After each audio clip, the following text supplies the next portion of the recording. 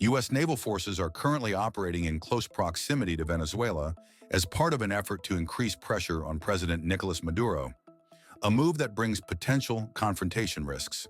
The American presence includes the Iwo Jima Amphibious Ready Group and the 22nd Marine Expeditionary Unit, comprising over 4,500 sailors and Marines aboard three major vessels: the USS Iwo Jima, a Wasp-class amphibious assault ship, and the USS San Antonio and USS Fort Lauderdale, both San Antonio-class amphibious transport docks.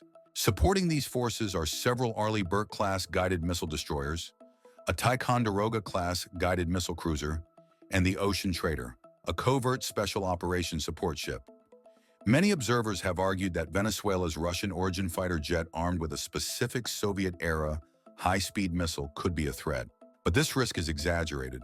In this video, Defense Updates analyzes why Kh-31, deployed from Su-30MK2, won't be able to harm U.S. Navy warships. Before we proceed, a word on NordVPN, which is one of the most trusted and fastest VPN brand that has a no-log policy validated by Deloitte.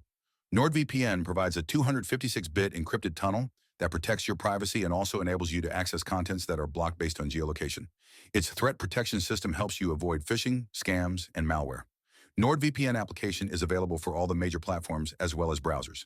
Get an exclusive NordVPN deal with massive saving by going to nordvpn.com/defense or clicking the link in the description. It's risk-free with Nord's 30-day money-back guarantee.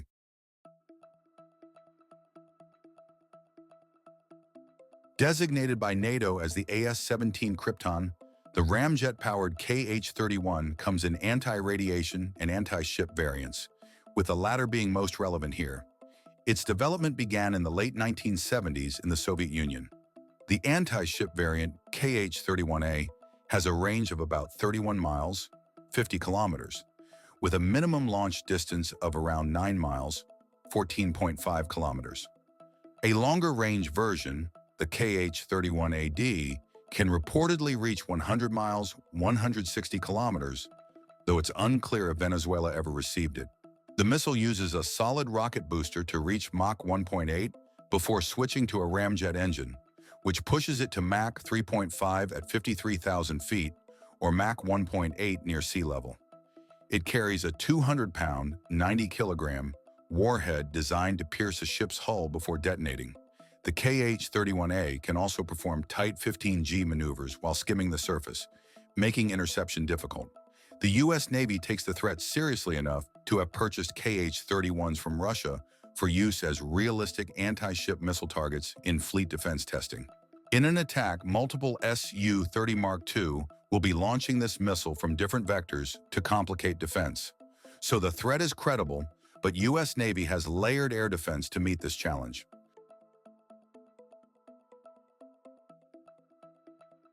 Arleigh Burke-class destroyers and Ticonderoga cruisers are equipped with Aegis combat system. It enables these warships to shoot down enemy missiles with the AN/SPY radar and standard missiles. Aegis-equipped vessels can transmit their target detection information to other systems and, if needed, engage potential threats by using standard missile like SM-2, SM-3, and SM-6.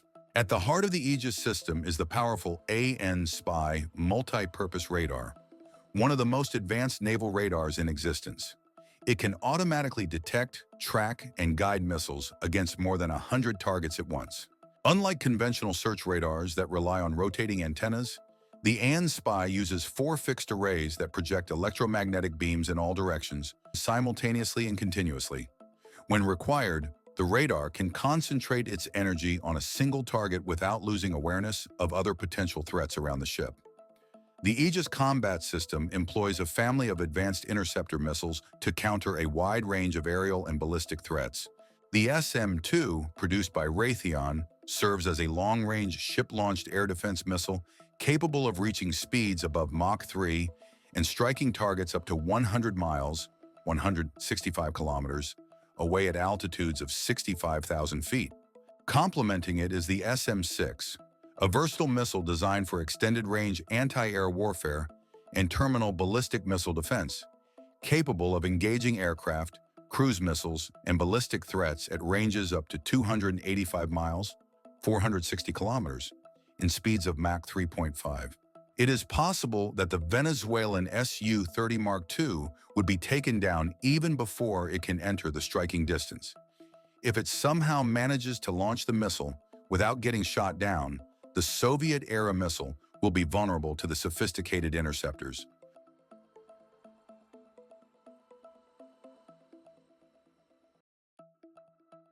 Evading the first layer is difficult for the Kh-31, but if it manages, then it has to face the formidable second layer. Arleigh Burke and Ticonderoga warships are armed with ESSM and CRAM for short to medium-range air defense.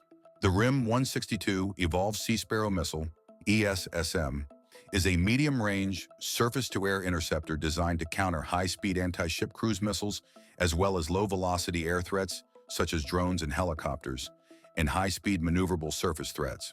ESSMs are typically fired from the Mark 41 VLS, with 4 interceptors quad-packed into a single launch cell. There are also other firing options like the Mark 29 box launcher. The missile has a range of 31 miles, 50 kilometers, and has a maximum speed of Mach 4+. Some Arleigh Burke warships are armed with CRAM for improved self-defense. The RIM-116 Rolling Airframe Missile, RAM, is a small, lightweight, infrared homing surface-to-air missile. CRAM was developed in response to concerns about the performance of gun-based systems against modern supersonic sea-skimming anti-ship missiles. It was designed as a companion self-defense system to Phalanx. The missile has a range of 10 kilometers, 6.2 miles, and a speed of Mach 2.